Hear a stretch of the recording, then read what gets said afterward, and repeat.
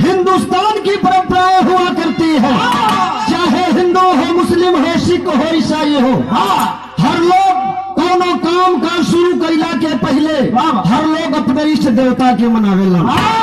देखे बाबूजी, धन की आवश्यकता पड़ती है तो माई लक्ष्मी का आराधना वंदना किया करते हैं, बल की आवश्यकता पड़ती है तो बजरंग बली का लोग मनाया करते हैं, आराधना वंदना किया करते हैं। लेकिन स्वर की जरूरत पड़ती है, ज्ञान की जरूरत पड़ती है तो देखे बाबूजी, जगत जननी माई सरस्वती का आराधना वंदना किया करते हैं।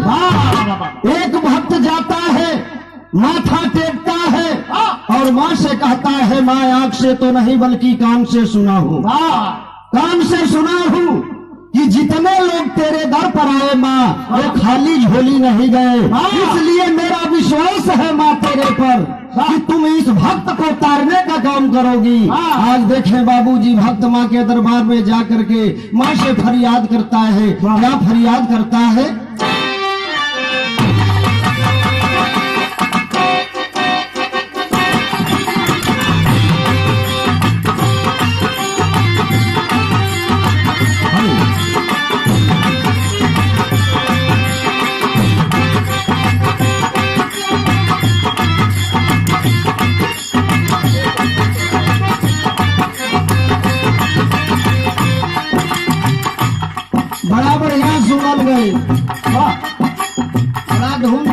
के भी मौज लिहल गई। इनकरा के हम बड़ा माने ली।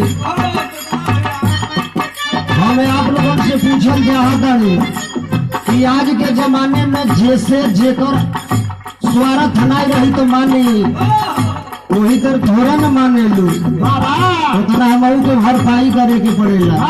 लेकिन देखा कौनो लड़का एगो कोनो मेहरारू के रूप रेखा श्रृंगार के वर्णन कैले बका कैले बा मास्टर।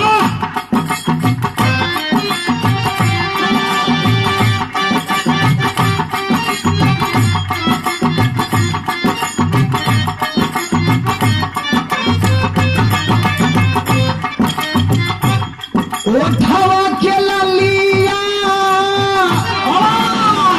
ओठवा के ललिया कनवा के बलिया आखी करे कजरा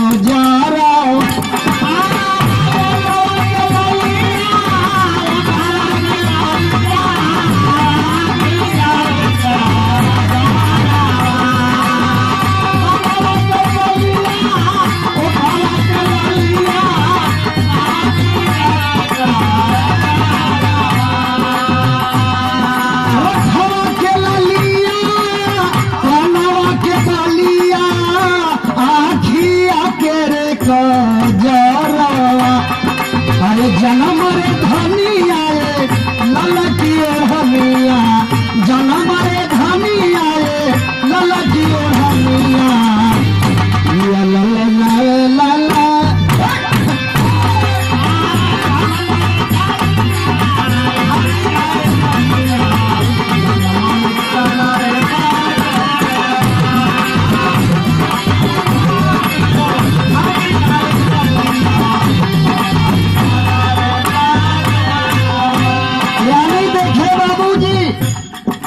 धूम तराना गम जाए। आज के जमाना में आप लोग देखत बड़ा गीत बिहार से चल दिया। बहुत गीत बड़ा अश्लील। लेकिन देखे बाबूजी भक्त जाता है माथा टेकता है। माथा टेक करके इस बात को कहता है, क्या कहता है मास्टर?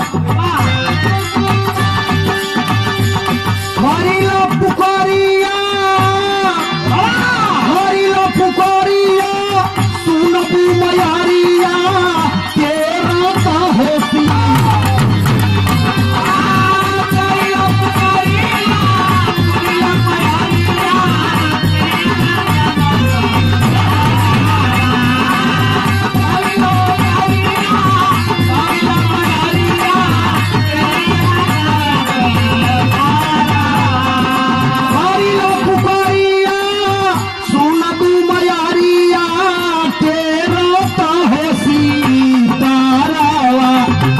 बचावा पुकारे आवा जननी जोगिनिया नैया पड़ावा मजा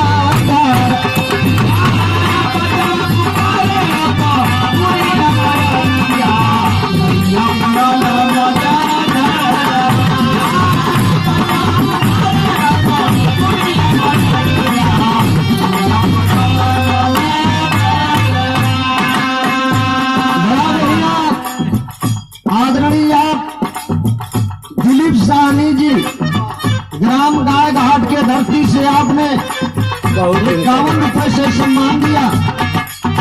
आपके चरण में कोट नमस्कार। आम जनता के कोट में नमस्कार नहीं, लेकिन बात तो होगा क्या बताओगे